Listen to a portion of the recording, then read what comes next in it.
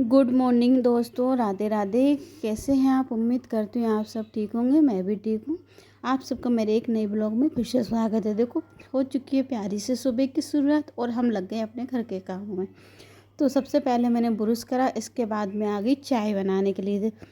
तो मैं पहले क्या करती हूँ, जो ठंडा दूध रहता है ना, उसमें से पूरी मलाई निकाल लेती हूँ। तो देखो, इसके बाद मैं चाय बनने रखूँगी।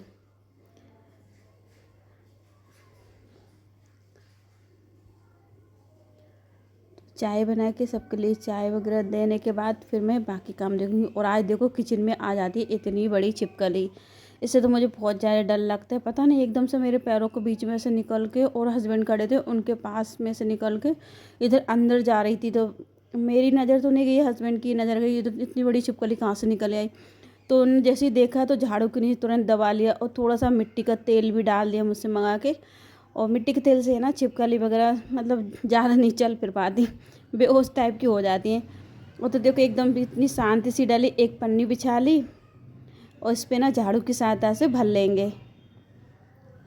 हमारे घर में जब भी छिपकली वगैरह निकलती है तो थोड़ा सा मिट्टी का तेल डाल देते हैं, इससे ना जल्दी से ये देखो बेहोश हो जाती है और तुरंत मतलब ज़्यादा कुछ नहीं होता, थोड़ी बहुत देर बाद चलने फिरने लगती है।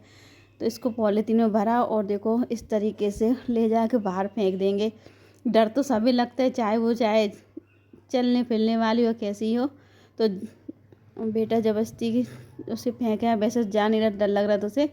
तो पतिदेव बोले ही ना फेंके आना, वो इधर नहीं आएगी। तो उसे देखो डंडे में पॉलीथीन लटका के फेंक आया। इसके बाद फिर मैंने सबके लिए चाय बनाई और फिर लंच बनाने की तैयारी कर लेती हूँ। तो आज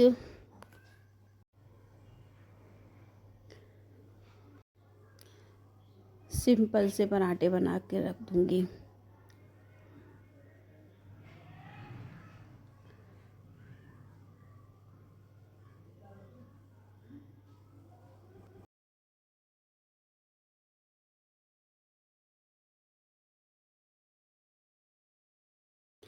पराठे वगैरह बना कर के इधर सब्जी भी उबल चुकी थी। आज आलू छोले की सब्ज़ी बनाई मैंने। तो सब्ज़ी को बघार के अच्छे से मिक्स कर दिया है और पहले से आधी सब्ज़ी सूखी निकाल लूँगी, इसके बाद थोड़ा सा पानी डाल दूँगी।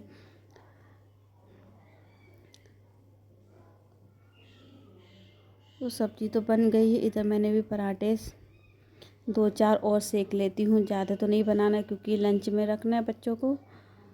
बस इसके बाद फिर मम्मी के लिए भी बनाना है रोटियाँ।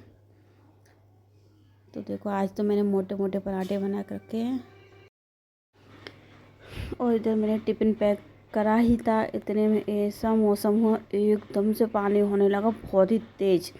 तो बाहर जाकर देखा तो मैंने तो बेटे से मना कर दिया, आज मत जाना, इतनी तेज़ पानी आ रहा। चारों तरफ अंधेरा छा गया था और देखो पानी की स्पीड इतनी तेज़ थी।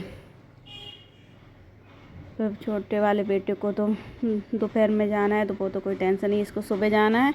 तो सुबह का मौसम तो बहुत ही ज़्यादा ख़राब हो रहा था, बेटे से मना करा, वो तो अब घर पे रुक गए। इसके बाद फिर मैं लगी अपने घर के कामों में। और देखो, इतनी तेज़ पानी था, जो कपड़े वगैरह डले थे वो तो भीग ही गए और थोड़ी बहुत ही मैं उठा पाई थी। इसके बाद फिर मैं नहा कर आ गई दोबारा से कपड़े उठाने के लिए। और अभी भी मौसम वैसा का वैसा है मौसम। आज तो ऐसा लग रहा था पानी बिल्कुल भी नहीं बंद होने वाला। तो फटाफट मैंने गेट लगाए और पैर पोछ वगैरह थे उनको उठा कर ले आई थी। और जो कपड़े सूखने डाले थे उनको ही वापस ला के बाल्टी में भर कर रख दिया। अब जब मौसम साफ़ होगा तब डाल के आऊँगी। फिर मैं दोबारा से पहुँच गई छत पर। अब थोड़ा सा मौसम ऐसा लगा खुलने वाला, पर देखो अभी भी ऐसा चारों तरफ से घटा और पानी बहुत तेज़ आने वाला हो। और फिर देखो, कपड़े तो मैं उठा लाई थी, फिर मैंने नहीं डाले। इसके बाद जो पैर पोछ वगैरह इधर गीले हो रहे थे उनको हटाया। और देखो, बालकनी में से इतने तेज़ पानी आया था, झाड़ू गीला हो गया, इसको उठा नहीं पाई थी मैं। तो इसको झड़ा के इसको रखा साइड में। और देखो, कांच पे से भी कितना तेज़ पानी दिख रहा है और ऐसा लग रहा है बारिश शुरू हो गई है, इतने तेज़ बरसात हुई है आज।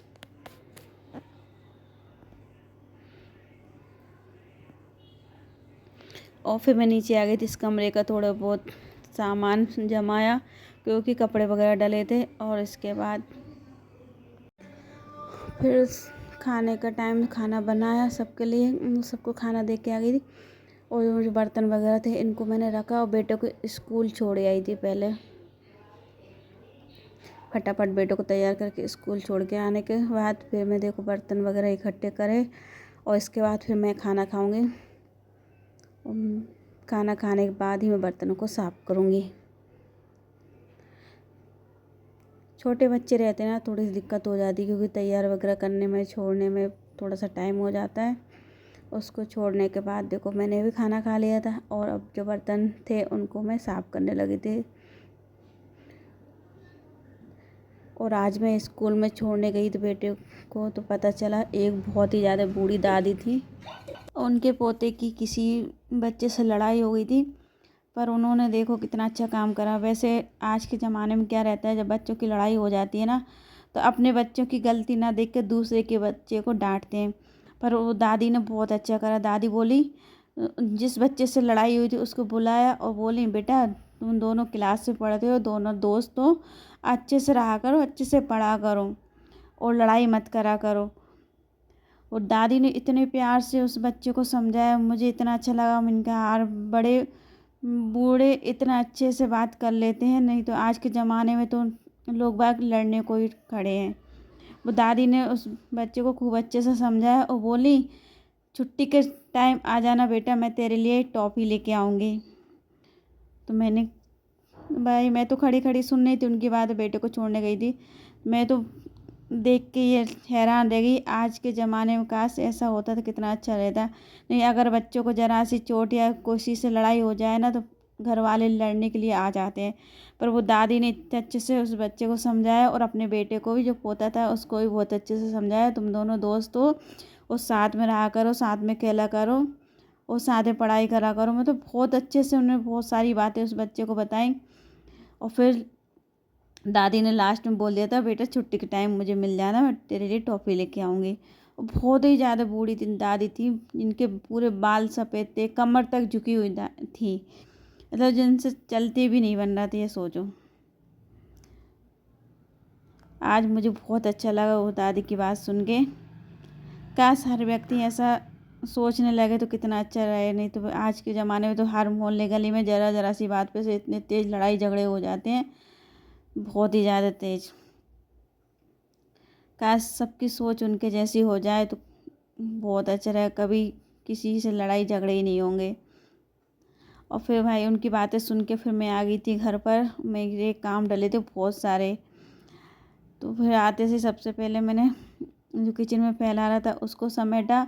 इसके बाद जो बर्तन थे उनको मैंने साफ़ करा, सारे बर्तनों को मैंने साफ़ करके डलिया में भर कर रख दिया और इनका पानी निकल जाएगा, इसके बाद मैं इनको स्टैंड में लगा दूँगी। तो देखो बर्तन तो इतने सारे थे, फटाफट मैंने सभी साफ़ कर लिए थे और फिर मैं आ गई थी मशीन पे। मेरा ब्लाउज़ रखा था 2-3 दिन पहले, मैंने इसको काटा था और ये सिलते समय बिगड़ भी गया था। फिर मैंने उसकी पूरी सिलाई निकाली और अभी इसको ऐसा ही रखा था। आज जाके इसका मौका मिला है सिलने का, तो फिर देखो मैं आज आ गई मशीन पे। और मशीन पे इतना ज़्यादा फैला रहा था तो पहले उसको उठा लेती हूँ। जितने भी ब्लाउज़ मैंने सिले थे 2-3 अभी, तो उनको सबको मैंने मशीन पे ही रख दिया था क्योंकि इनमें हुक्काई होना है। और देखो एक ब्लाउज़ ये और आ गया है, अभी मैंने साड़ी खरीदी है तो इसका ब्लाउज़ और सिलना है मुझे। तो इसको तो मैं फ़िलहाल पॉलीथीन में रख देती हूँ क्योंकि अभी एक ब्लाउज़ कंप्लीट हो जाए इसके बाद इसको काटूँगी।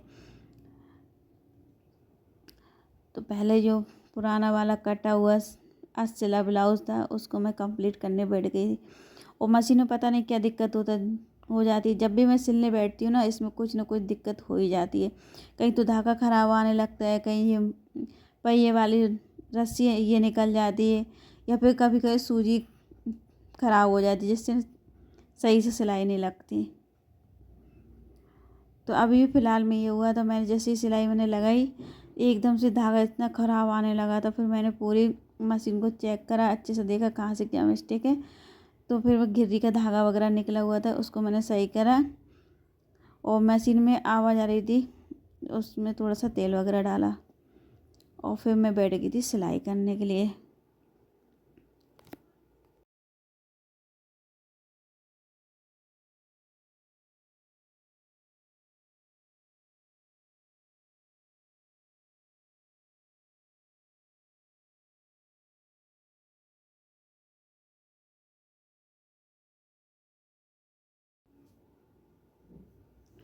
तो आज मैं ना एक सल वाला ब्लाउज़ सिल रही हूँ तो थोड़ा जल्दी सिला जाएगा।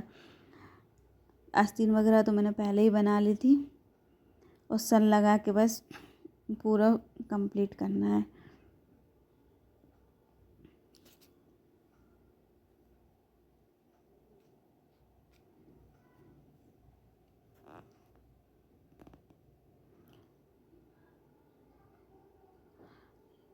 थोड़ी सी सिलाई हो रही थी, इसकी फिटिंग और लगा देती हूँ। तो ब्लाउज़ तो पूरा कंप्लीट हो गया। अब इन दोनों में उकाई और लगा लेती हूँ। और फिर इसके बाद मैं आ गई थी, मलाई रखी थी, इसको मैंने निकाल के बाहर रख दिया है क्योंकि इसका घी बनाना है। जब ठंडी मलाई रहती तो ये मिक्स नहीं हो पाती, तो मैं 10-15 मिनट पहले इसको फ्रिज से बाहर निकाल के रख देती हूँ। और अब हो गया था चाय का टाइम, तो सबके लिए चाय बनाई और इसके बाद थोड़े बहुत काम और थे किचन में, उनको निपटाया। जब तक चाय बन गई थी, चाय बना के सबको दी।